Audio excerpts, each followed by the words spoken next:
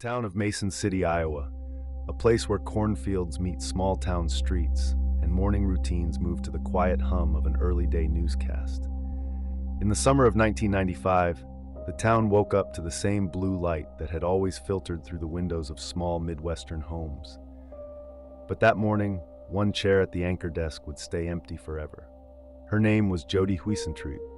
To viewers, she was a bright, confident morning anchor, the familiar face people set their alarms for. To friends and family, she was a 27-year-old with big ambitions, a steady career in television, a laugh that filled a room, and a life that was just getting started. On June 27, 1995, she would vanish on a routine drive that should have taken minutes, not become a decades-long mystery. Jodi was born June 5, 1968, raised in Long Prairie, Minnesota. She'd worked her way through broadcasting, from a bureau job to the anchor chair in Mason City. Those who knew her describe her as warm, hardworking, and impossibly easy to like. For the small audience that watched the early morning KIMT-TV program, she was a regular, a voice and a smile that marked the start of the day. Early on the morning of Tuesday, June 27th, the routine changed. At 4:10 a.m., a KIMT-TV producer noticed Jodi hadn't arrived for her shift. She picked up the phone and called, and Jodi answered. On the line, she said she had overslept and was getting ready. She said she was on her way. The station waited. By 6 a.m., still no Jodi. By 7:13 a.m., with concern growing, the station called the Mason City police. What police found at Jodi's apartment would turn a missing person report into an abduction case. In the parking lot, near a red Mazda, a car Jodi had been considering buying, investigators saw scattered personal items, a bent car key, a blow dryer, a single red high-heeled shoe. There were drag marks. There were signs that a struggle had occurred. An unidentified partial palm print was lifted from a nearby pole. For the first time, those who loved Jodi and the officers who arrived that morning feared something far worse than a sleeping anchor. They feared she'd been taken. The previous day, Jodi had spent the afternoon at a golf tournament. Later, she'd gone to the home of a friend, a man named John Vansis, to watch a homemade videotape of a birthday celebration he'd arranged for her.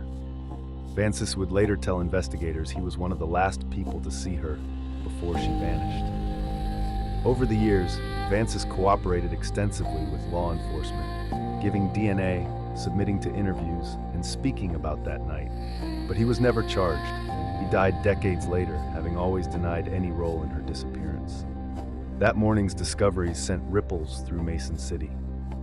The small newsroom that had become Jodi's stage turned into a knot of worry. Friends stood in stunned silence outside the station. Her family, who had watched her move across states for a career she loved, were asked to wait as detectives began one of the most intense missing person investigations the region had ever seen. It was a case that, even in its earliest hours, felt different, quieter and meaner than an ordinary disappearance. The evidence at the scene told a story, but it was an incomplete one. Something had interrupted a morning routine, a bent key, a single shoe, items strewn across asphalt. But there was no body, no ransom demand, no obvious motive. In the absence of a clear trail, a million questions filled the air. Who would follow a young anchor home in the middle of the night? Who would target a woman on the edge of a promising career? And where do you even begin looking? The initial hours and days of any missing person case are the most crucial. Witness memories are fresh, evidence is less likely to have been disturbed, leads can be followed.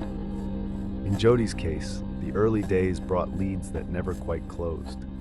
Reports of a white van in the area that morning echoed with particular menace.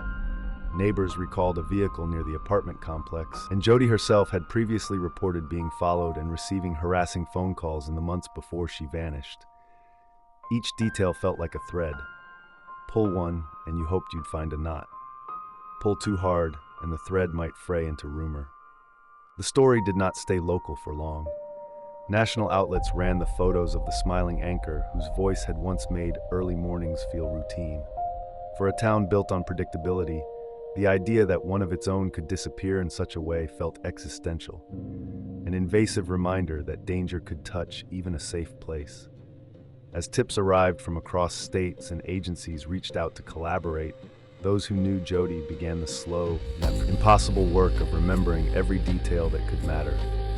The story did not stay local for long. National outlets ran the photos of the smiling anchor whose voice had once made early mornings feel routine. For a town built on predictability, the idea that one of its own could disappear in such a way felt existential, an invasive reminder that danger could touch even a safe place. As tips arrived from across states and agencies reached out to collaborate, those who knew Jodi began the slow, impossible work of remembering every detail that could matter. 30 years later, the case is far from cold in the eyes of those who keep looking. New leads trickle in. Documentaries and renewed media attention have introduced fresh tips and new scrutiny of old evidence. People still debate what happened in the parking lot that morning: a planned abduction, a random act of violence, a stalker who finally acted. Each theory carries its own kind of cruelty, possibilities that rewrite the final hours of a woman whose last morning should have been like any other. This is the story of that morning and the life it interrupted. Over the coming acts, we'll trace the minutes and the leads, meet the people who were closest to her, and follow the trail of investigation that never quite came to a conclusion. We'll look at the men who stood out in police files, the tips that led nowhere, and the evidence that quietly waited in storage rooms for modern science to catch up. Most of all, we'll try to recover from the fragmentary things left behind, the shape of a life taken too soon, and the questions that refuse to die.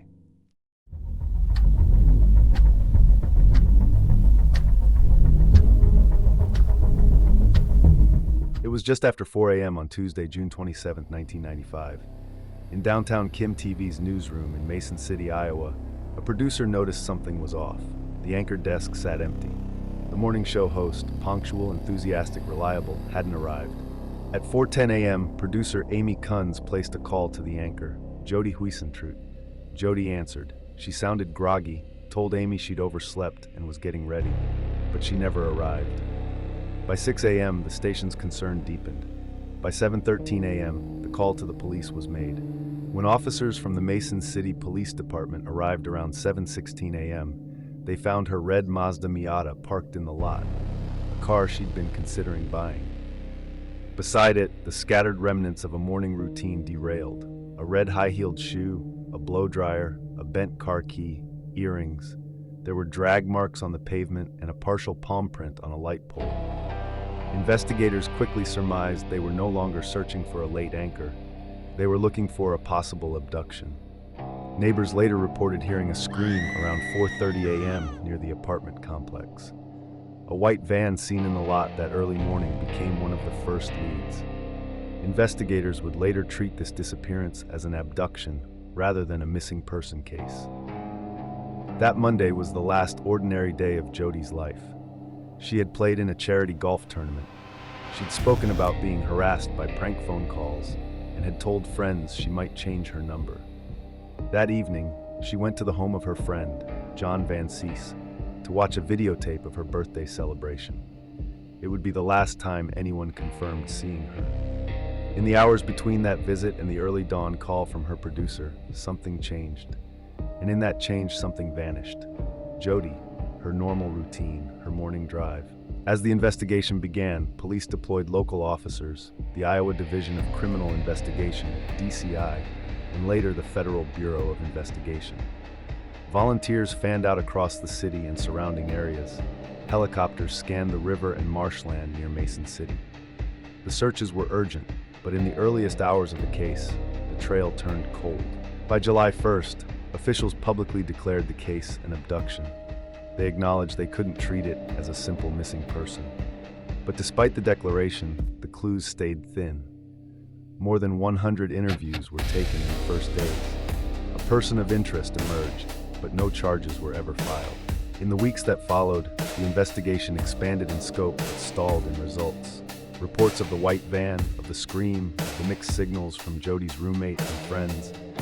The items at the scene pointed to violence, but no body, no confirmed suspect, no definitive link. The case, once routine news, became haunting. The anchor's chair remained empty. For the city of Mason City, for her colleagues at the station, for her family and the viewers who greeted her each morning, the disappearance left a gap. But among the void, one question stood above all. Why?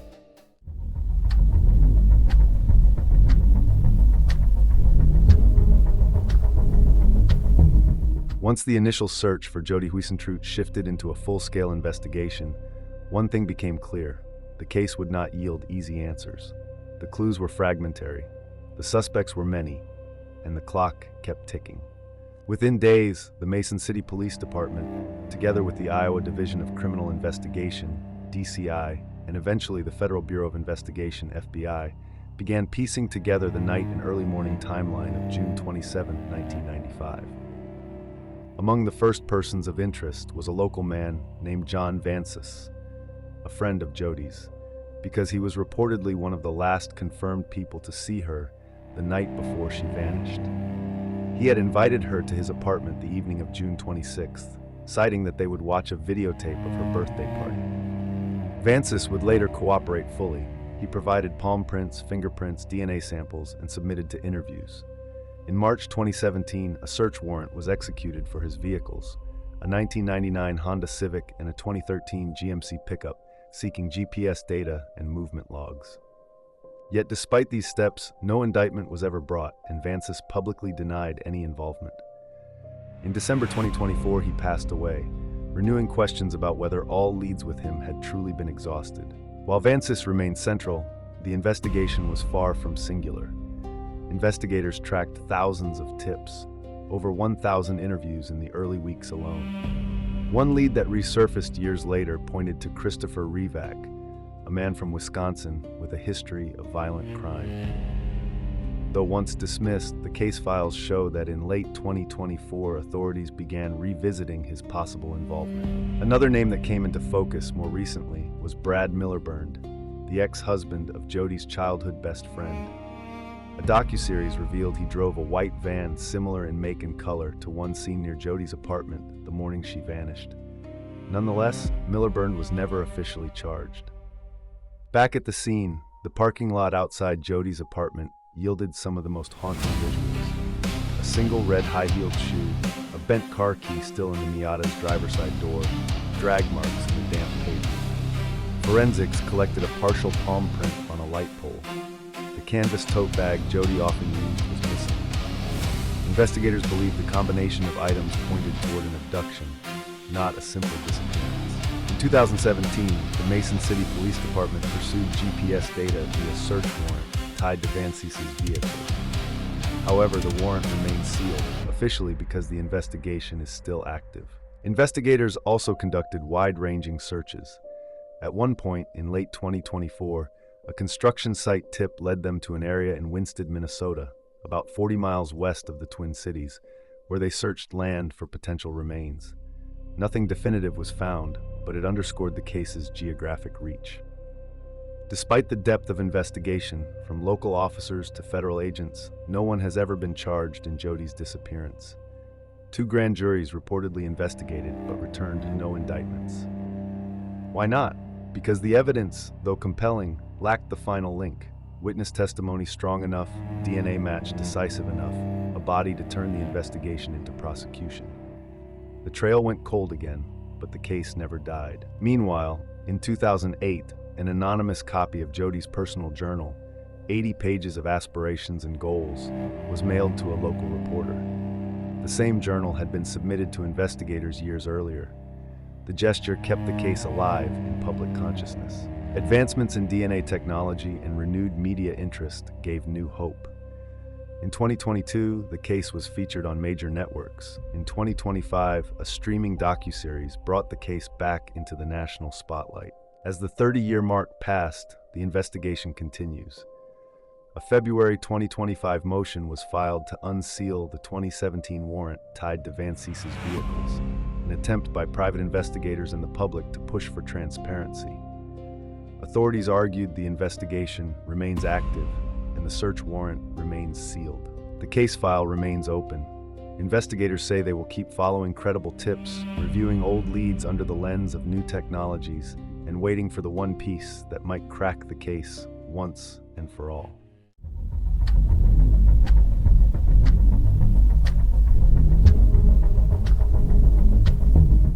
Nearly 3 decades have passed since the morning Jodi Huisentruit's car sat alone in that Mason City parking lot. Doors locked, key bent, coffee spilled, her life suddenly erased from the everyday rhythm she had built. Time has a way of erasing things, footprints, voices, even hope.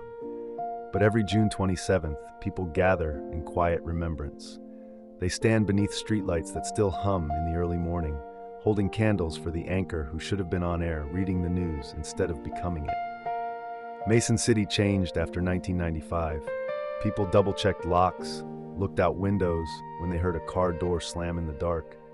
Local journalists suddenly became more cautious about their own routines, where they parked, who might be watching. Jodi's newsroom colleagues created a memorial scholarship for aspiring journalists, and on the 10th anniversary of her disappearance, they launched FindJodi.org, a nonprofit dedicated to keeping her story alive, sharing updates, and collecting tips that law enforcement might have missed. Each year, they place a new billboard in Mason City, a constant reminder to everyone driving past that someone, somewhere, knows what happened. Some residents say that billboard is like a ghost, always there, always watching. Jodi's disappearance left an empty chair at the KIMT news desk, but her presence lingered far beyond that newsroom. She represented a generation of women stepping confidently into public careers, before safety measures, panic buttons, and awareness campaigns were common. Because of Jodi, local stations across the Midwest began reassessing early morning shift security, locking protocols, escorts to vehicles. The idea that someone could be abducted on the way to work at 4 a.m. was unthinkable until Jodi proved it could happen. Over the years, theories have multiplied. Some point to the white van seen idling near her apartment. Others wonder about a stalker, someone obsessed with her television persona. Then there are those who look closer to home, to the people who knew her best, who saw her the night before. Was it jealousy? Possession? A personal betrayal disguised as friendship? What do you think happened that morning? Was it a stranger who saw an opportunity in darkness, or someone she trusted enough to open her door for? If you were an investigator standing in that parking lot, looking down at that single red shoe, what story would it tell you? For Jodi's mother, Imogene, the waiting never ended. She passed away in 2014, never knowing the truth. Family members say she used to keep a lamp on every night, just in case her daughter somehow found her way home. Friends still describe Jodi in the present tense. She is funny, she is competitive, she is loved. Because without answers, it's hard to use the past tense. As the decades rolled on, Jodi's case became a study in how media can both help and hinder an investigation. National attention brought resources, but also speculation. Tabloids twisting facts into theories, strangers online turning tragedy into puzzle pieces. But behind all the noise, there's one truth every journalist who's covered this case agrees on. Someone out there knows. Each few years, a new ripple of attention revives the search. In 2017, police quietly filed a sealed search warrant tied to Vancis's vehicles. In 2024, investigators revisited old leads, combed through construction sites in Minnesota, and re-interviewed witnesses. In 2025, just months ago, a judge heard arguments about unsealing that warrant, the case technically still open. Think about that. After nearly 30 years, this is still an active investigation. There's still hope, slim, stubborn, and alive. If you're watching this right now, pause for a moment. What does it say about our society when someone can disappear in broad daylight, or in this case, pre-dawn light, and decades later, we're still grasping for closure? What would you do if a friend confided that someone was following them, calling them, making them uneasy? Would you push them to report it, or would you assume they're just overreacting? And if you lived in Mason City in 1995, would you remember a white van, a strange noise, a scream in the dark? You might not think you know anything, but cold cases have cracked open from details just like that. In a way, Jodi's case isn't only about a disappearance. It's about the persistence of questions, the ache of not knowing, the journalists who still print her name every year, the podcasters who still tell her story, the detectives who refuse to mark the file closed. Maybe justice isn't always a verdict or an arrest. Sometimes it's a name that refuses to be forgotten. Sometimes it's the collective will of thousands of strangers who refuse to let a story fade away. If you've made it this far, thank you for staying with this story. What's your theory? What really happened to Jodi? Leave your thoughts below, and together, we'll keep this mystery alive. Next time, we'll explore another case, one that echoes the same haunting questions, where truth hides in plain sight and time refuses to let go. If you want to see it first, make sure to subscribe and join me again for another story that refuses to be forgotten. Until then, stay curious, stay safe, and remember, some mysteries never fade.